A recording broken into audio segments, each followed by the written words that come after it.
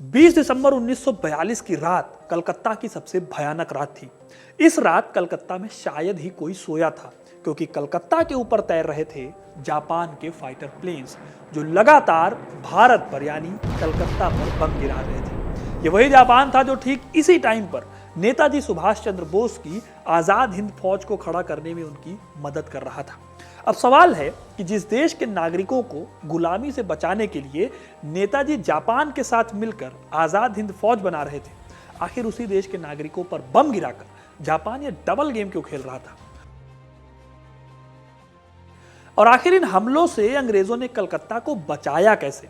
आज यही कहानी मैं आपको सुनाने वाला हूं, तो वीडियो को अंत तक जरूर देखिएगा, क्योंकि अपना इतिहास नहीं जानोगे तो खुद को कैसे पहचानोगे।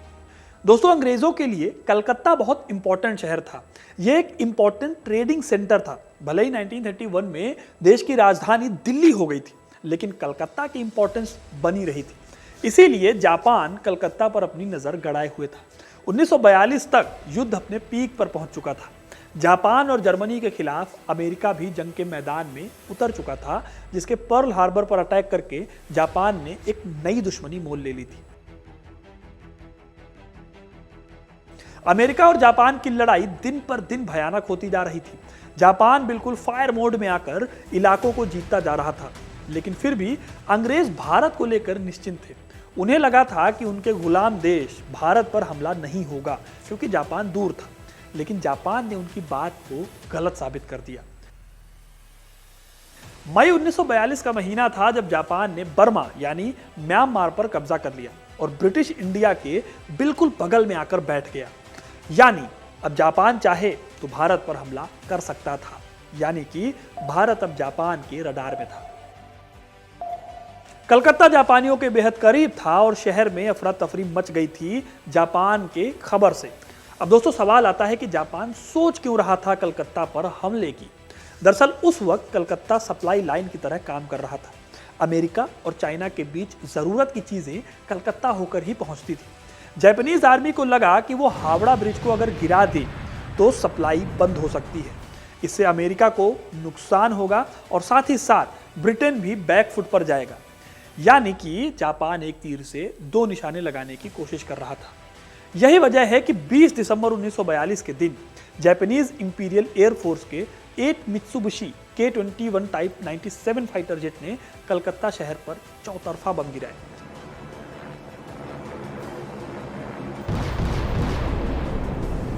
इसके साथ ही जापान के दूसरे जेट्स जैसे कि Mitsubishi G4M single engine fighter Nakajima की 43 फाइटर प्लेन और लंबी रेंज वाला मित्सुबिशी A6M भी शामिल हो गए। जब तक ब्रिटेन इस हमले को समझ पाता, तब तक ये प्लेन अपना काम कर चुके थे। कलकत्ता पर गोलीबारी बमबारी हो चुकी थी।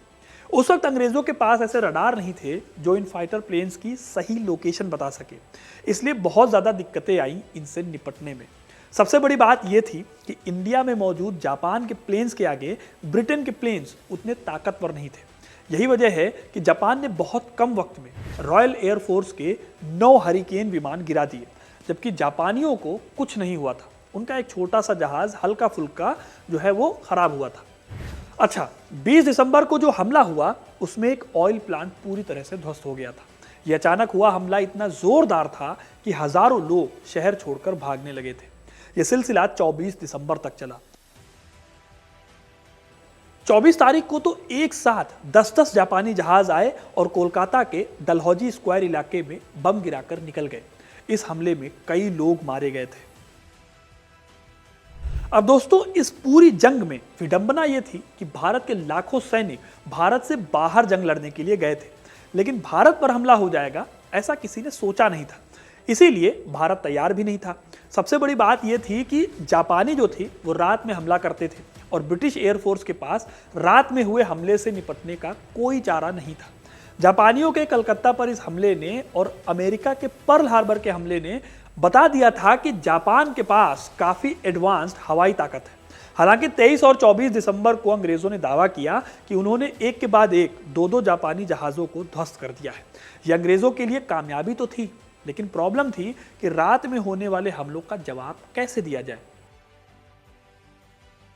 जवाब देने के लिए कलकत्ता के आसपास जहां भी एयरक्राफ्ट थे उन्हें एक्टिव करके कलकत्ता को बचाने के लिए लगा दिया गया। चौरंगी और मैदान नाम के कलकत्ता के जो इलाके थे वहां पर बीच रोड में हवाई पट्टी बना दी गई। अब कलकत्ता सिर्फ एक शहर नहीं था बल्कि एक भयानक जंग का मैदान बन गया था।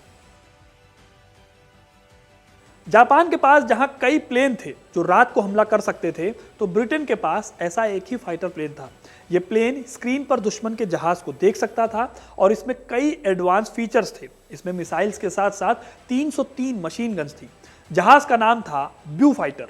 अंग्रेजों ने तुरंत इन जहाजों को काम पर लगा दिया। कलकत्ता को आजाद कराना अब जरूरी हो गया था।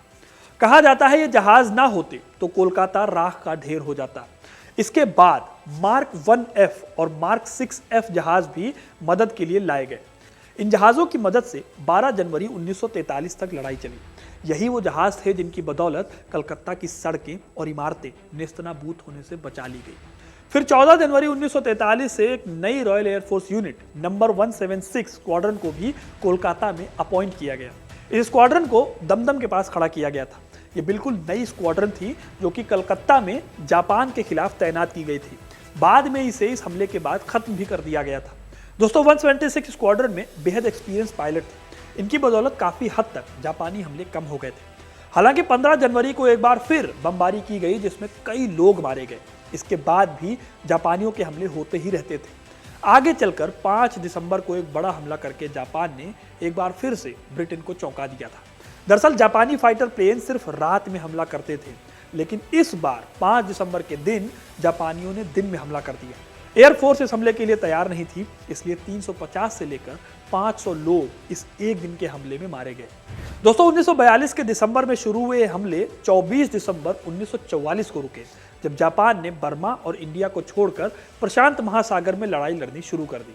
इन 2 सालों में कलकत्ता की कई नामी जगहें बर्बाद हो गई, जैसे कि central telegraph office, great eastern hotel का इलाका और नॉर्दर्न कलकत्ता की सब्जी मंडी। इस तरह जापानियों ने अमेरिका को चाइना में बैकफुट पर धकेलने के लिए ये चाल चली थी, जिसका उन्हें कोई फायदा नहीं हुआ, क्योंकि हुगली पुल को वो 2 साल तक बम गिराने के बाद भी गिरा नहीं पाए और हुगली पुल आज भी खड़ा हुआ है। और आखिर में 1945 में नागासाकी और हिरोशिमा पर बम गिराकर जापानियों को अमेरिका ने सरेंडर करने पर मजबूर कर दिया। तो दोस्तों ये थी कलकत्ता पर बम गिराने की पूरी कहानी। क्यों जापानी कलकत्ता पर बम गिराकर उस पर कब्जा करना चाहते थे और कैसे अंग्रेज इस पूरे खतरे से निपटे। आपको ये कहानी कैसी लगी कमेंट करके जरूर बताइएगा। वीडियो को लाइक और शेयर करना ना भूलें और ऐसी इंटरेस्टिंग कहानियों के लिए, इतिहास से जुड़े रहने के लिए हिस्ट्री कनेक्ट को सब्सक्राइब जरूर करें। धन्यवाद।